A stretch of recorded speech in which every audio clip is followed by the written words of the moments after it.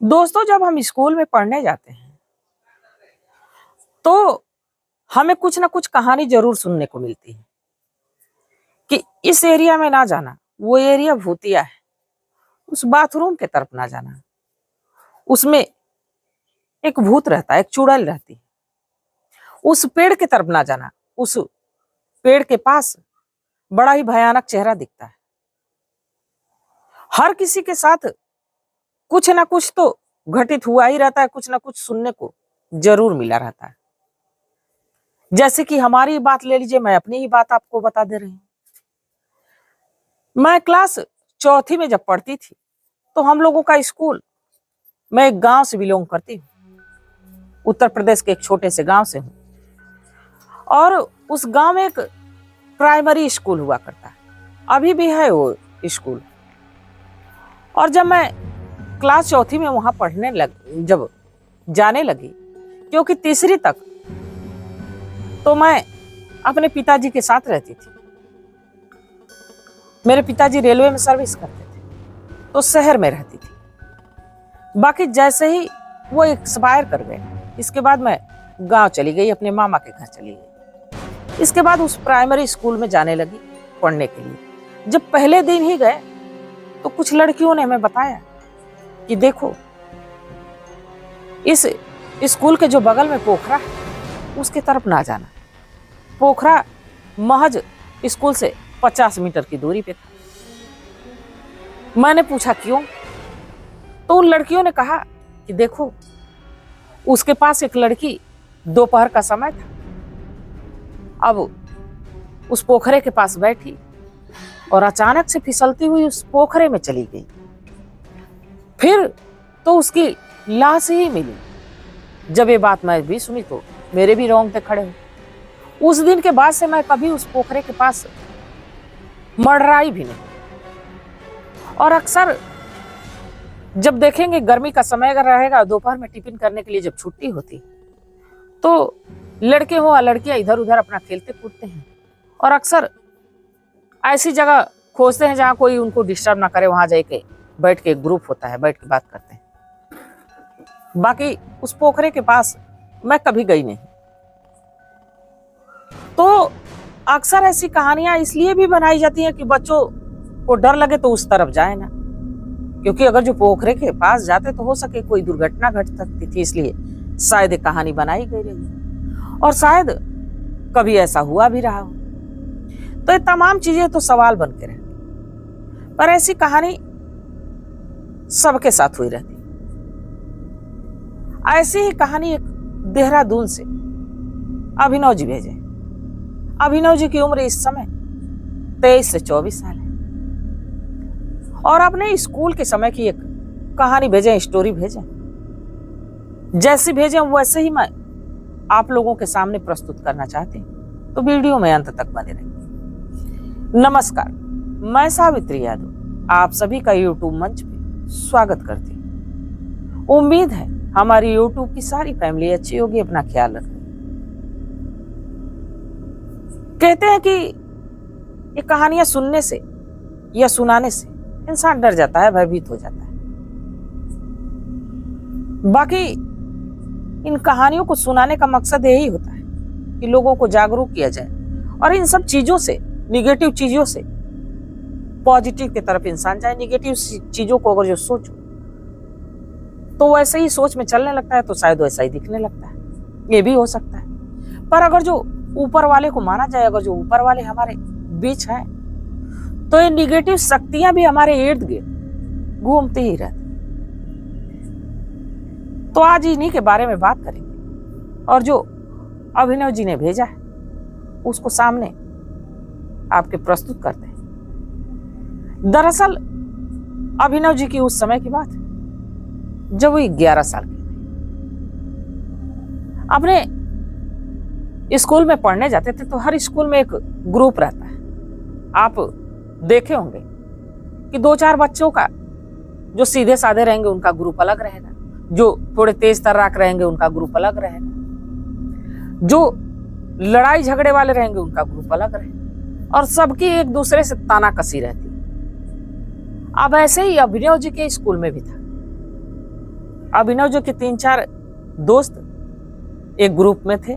अभिनव जी सीधे साधे, वैसे ही उनके दोस्त भी, और उनसे तगड़ा एक ग्रुप था उनके स्कूल में, जिसमें कि 6-7 बच्चे थे, और 6-7 एक से बढ़ के एक चंट।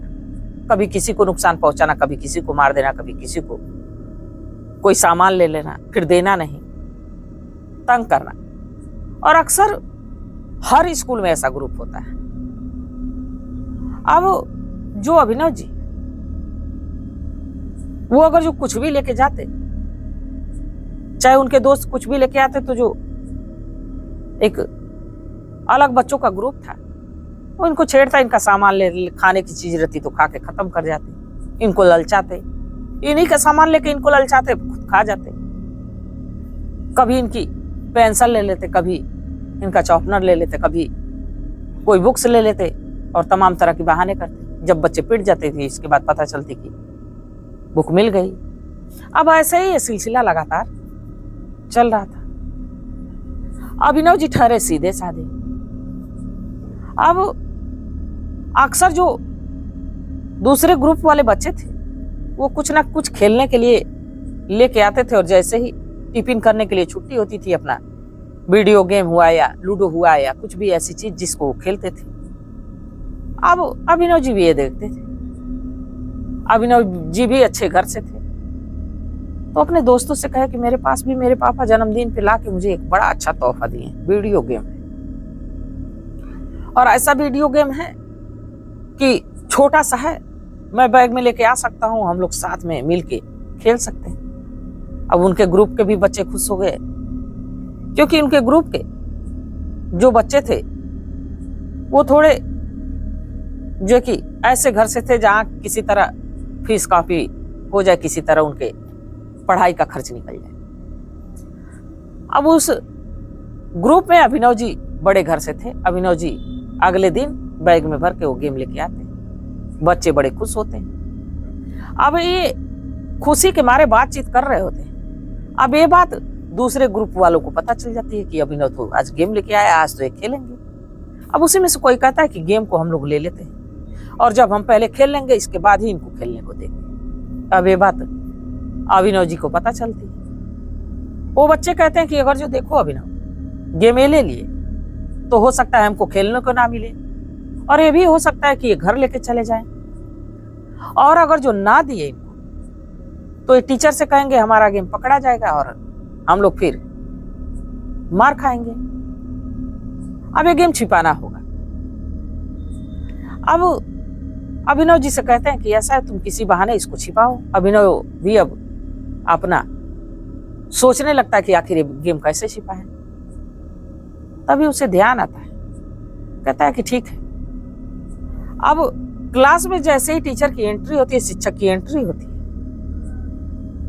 अभिनव उठ के खड़ा हो जाता है, पॉकेट में गेम को रख लेता है, कहता है कि ऐसा कि सर मुझे वॉशरूम जाना है। अब अचानक से कोई बच्चा टीचर के आते हैं ऐसा कहेगा तो टीचर पहले तो फटकार लगाया कि अभी जब हम आए नहीं थे उससे पहले तुम जा सकते थे, जब छुट्टी हुई थी, जब हम 2 मिनट लेट करके ही आए हैं पढ़ाने के लिए, तुम अभी को जा रहे हो। अब बात वॉशरूम की थी तो कहते हैं अच्छा ठीक है जाओ। अब वहां से अभिनव निकलता है, वॉशरूम की तरफ जाता है, फिर सोचता है कि वॉशरूम की तरफ ढूंढ लेंगे, इनको पता चल जाएगा कि वीडियो गेम मैंने कहाँ छिपाया। अब वो ग्राउंड की तरफ भागते हुए जाता है। एक पेड़ था, 3-4 पेड़ थे, कोई आम का, कोई जामुन का, कोई पीपल का, ऐसे करके कई पेड़ थे। एक आम के पेड़ के पास जाता है, अक्सर उस आम के पेड़ पे चढ़ जाया करता था। उस पे चढ़ता है और अक्सर देखेंगे कि टहनियां 2 तरफ रहेंगी तो जरूर पोतड़ा जैसे बना रहेगा, गड्ढा जैसे बना रहेगा, उसी में गेम को रखता है, उतरता है और फिर दौड़ते हुए आता है। अब शिक्षक से पूछता है, भीतर आने की अनुमति लेता है, भीतर आके बैठता है, अपने दोस्तों से कहता है मामला सेट। अब सब कुछ अच्छा चला, बाकी जैसे ही टिफिन करने के लिए घंटी लगी, अब वो दूसरे ग्रुप वाले बच्चे इन ग्रुप के पास आए, कहे निकालो गेम। अब इनको कैसा गेम, हम लोगों ने तो ऐसे फेंक रहा था, मजाक कर रहा था मैं तो। कह रहे नहीं नहीं तुम झूठ बोल रहे, गेम दो का नहीं। तो उसी में से अब भाई बच्चे चंचल होते ही एक कहता है कि जरूर ये वॉशरूम की तरफ गया था, वीडियो गेम उधर ही हो। अब सारे ग्रुप दूसरे ग्रुप वाले उधर दौड़ते और जगह जगह वॉशरूम की तरफ ढूंढने लगते, वीडियो गेम कहीं नहीं। फिर से दोबारा आते हैं, कहते हैं तुम मार खाओगे, हम लोग टीचर से कह देंगे, तुम्हारी शिकायत लगाएंगे। अब बड़े टाइट होकर अभिनव कहता है कि ठीक है, जो तुम्हें करना है कर लो, हम कोई गेम नहीं लेके आए। अब मामला यहां खत्म हो जाता है। बाकी दूसरे ग्रुप वालों को ये लग रहा था कि ये गेम लेके आया है, और इधर अभिनव भी टाइट था कि हम गेम लेके आए नहीं। अब पढ़ाई का दौर फिर शुरू होता है। शाम की जब छुट्टी होती है तो सारे बच्चे अपना बैग लेके घर के लिए निकल रहे हैं, और अभिनव इधर धीरे धीरे अपनी कॉपी किताब भीतर रख रहा है। सोच रहा है कि कह रहा है कि अरे यार मैं वॉशरूम जाऊंगा। तो दूसरे ग्रुप वाले कह रहे हैं कि जाओ जाओ वॉशरूम जाओ, हम भी तुम्हारे पीछे आते हैं। अब अभिनव के ग्रुप वाले कह रहे हैं कि अगर जो आज कहीं भी जाओगे तो तुम्हारी गेम को देख लेंगे, छीन के घर लेके चले जाएंगे, हो सकता है फिर मिले ही ना। अभिनव बड़ा परेशान।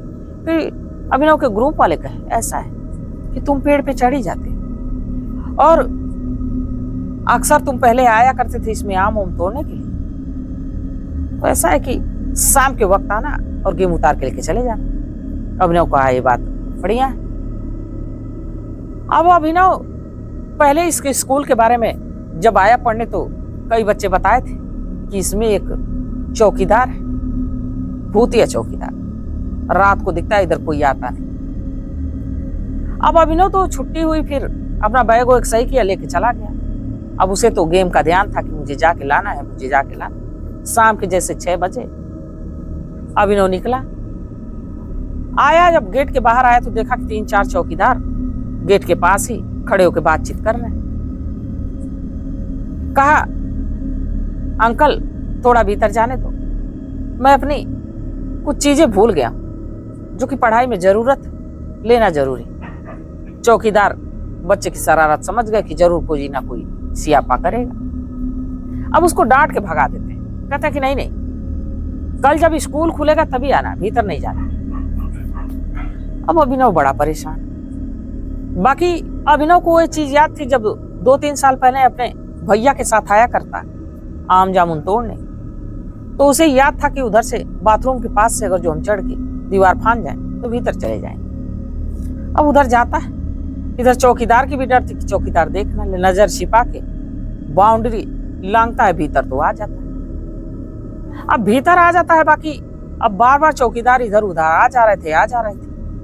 अभिनव उनसे नजर छुपा के एक पेड़ के पास खड़ा था। अब सोच रहा था कि अब चौकीदार जाए तो मैं उस तरफ जाऊं। अब यही करते कराते में अंधेरा हो गया। अब इधर अभिनव बड़ा परेशान, नजर छिपा के वो जैसे ही अब उस पेड़ की तरफ बढ़ता है जिस पेड़ पे वो गेम रखा था, तो अचानक से उसे सीटी की आवाज सुनाई देती। तो अक्सर जब बच्चों की सुबह में एंट्री होती तो चौकीदार जो होते हैं बच्चों को सीटी बजा के इधर उधर करते, क्योंकि बच्चों के बीच चीखो तो सुनाई नहीं देगा, तो एक चीज बना दिया जाता है कि सीटी दे दी जाती है जिससे कि इशारे करके बच्चों को भीतर करो। अब सीटी की आवाज जब सुनाई देती है तो अभिनव सोचता है कोई चौकीदार बजा रहा, और ये सीटी उसके पीछे से आ रही थी। अभिनव मुड़ के देखता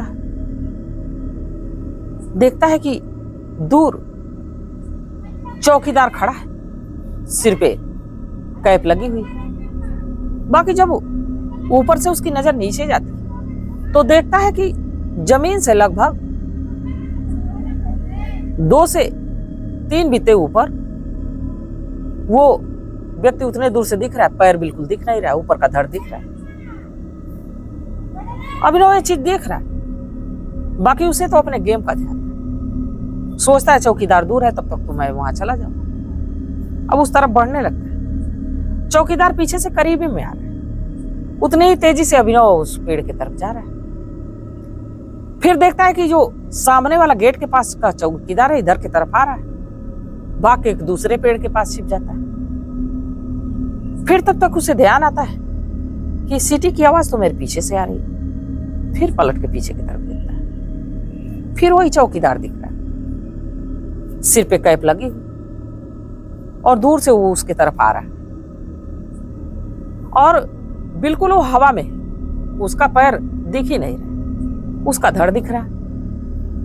अभिनव बड़ा परेशान, इधर भी चौकीदार, इधर भी, यानी आगे जो कुआं, पीछे खाई। अब दोनों तरफ से अभिनव फंसा हुआ है। वो सोच नहीं पा रहा है कि कैसे उस पेड़ तक पहुंचे।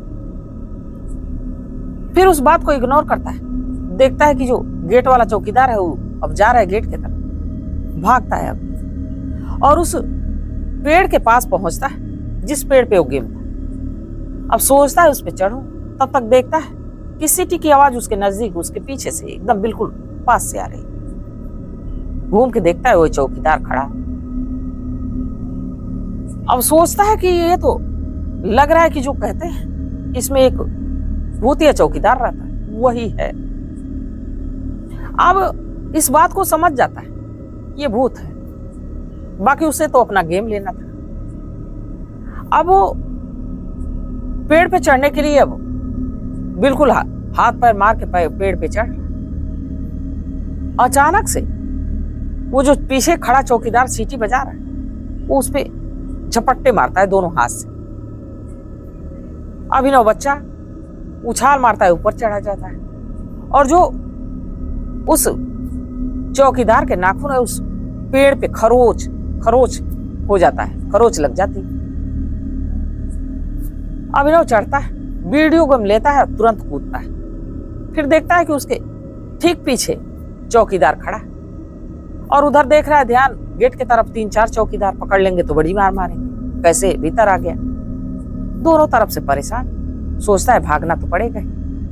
अब जैसे ही नजर छिपा के फिर बाथरूम की तरफ भागता है, फिर से पलट के देखता है तो देख रहा है कि वही चौकीदार जिसके नीचे से पैर बिल्कुल है ही नहीं, धड़ ऊपर का दिख रहा है, सिर पे कैप है, सीटी हाथ में बजा रहा है, सीटियों की आवाज आ रही। फिर भी इस चीज से भयभीत नहीं हो, तो सोचता है कि अगर जो इस बीच रहे तो या तो चौकीदार अंकल हमको बड़ी मार मारेंगे, या ये भूत तो आज खा जाएगा, भागना ही यहां से किसी तरह।